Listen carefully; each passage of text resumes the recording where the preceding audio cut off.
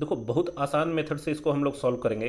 कहा जा रहा है एक आदमी को 21,600 में एक वॉशिंग मशीन बेचने पर 8% लाभ होता है।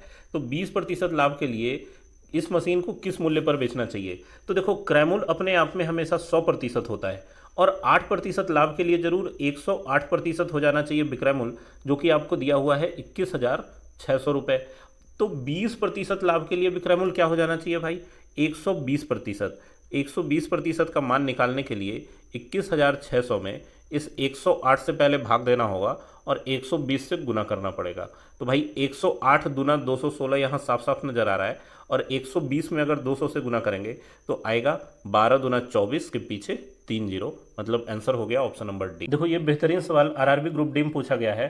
कहा जा रहा है कि एक वस्तु को 12.5% की हानि पर बेचा गया।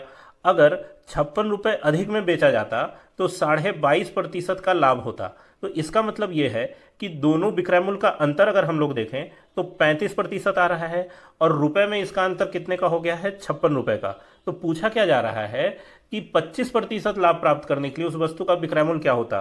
तो भाई 35% का मान है 56, 25% लाभ पर विक्रय मूल्य हो जाएगा 125%। तो इसका मान कितना आ जाएगा, 56/35 गुना 125। अब इसको अगर हम लोग सॉल्व करेंगे तो 7×5 = 35 और 7×8 = 56 आएगा। 5 से 125 25 बार में कटेगा, तो 25×8 हो गया कितना, 200 रुपये इसका विक्रय मूल्य होगा।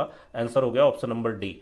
देखो ये भी सीजीएल टीयर 1 2020 का पूछा हुआ है, और आरआरबी में भी कई बार ये क्वेश्चन पूछा हुआ है कि राम एक वस्तु को 30% लाभ कमाता है, इसे क्रय मूल्य के स्थान पर विक्रय मूल्य पर गणना की जाए तो लाभ प्रतिशत क्या होगा। तो भाई देखो सीधी सी बात है, अगर क्रय मूल्य हुआ 100% और लाभ है 30%, तो विक्रय मूल्य जरूर कितना हो जाएगा, विक्रय मूल्य हो जाएगा 130%। अब यहां यह कहा जा रहा है कि गणना विक्रय मूल्य पर करो, तो लाभ तो भाई 30 ही रहना है।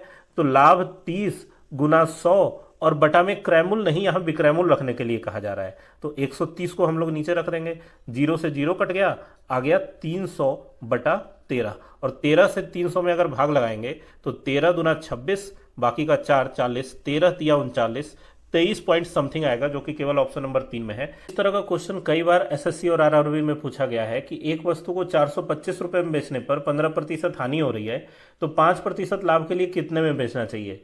तो भाई देखो हमेशा याद रखो कि सीपी को हम लोग मानेंगे 100%, और 15% की हानि पर विक्रय मूल्य हो जाएगा 85%। तो इसी 85% का मान आपको दिया हुआ है 425।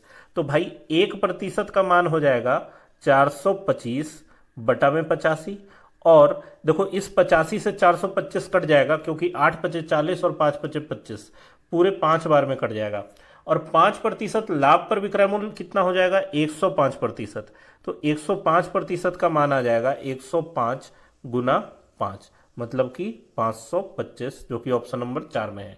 तो अगर मेथड समझ में आया हो तो चैनल को सब्सक्राइब करें। मिलते हैं नेक्स्ट वीडियो।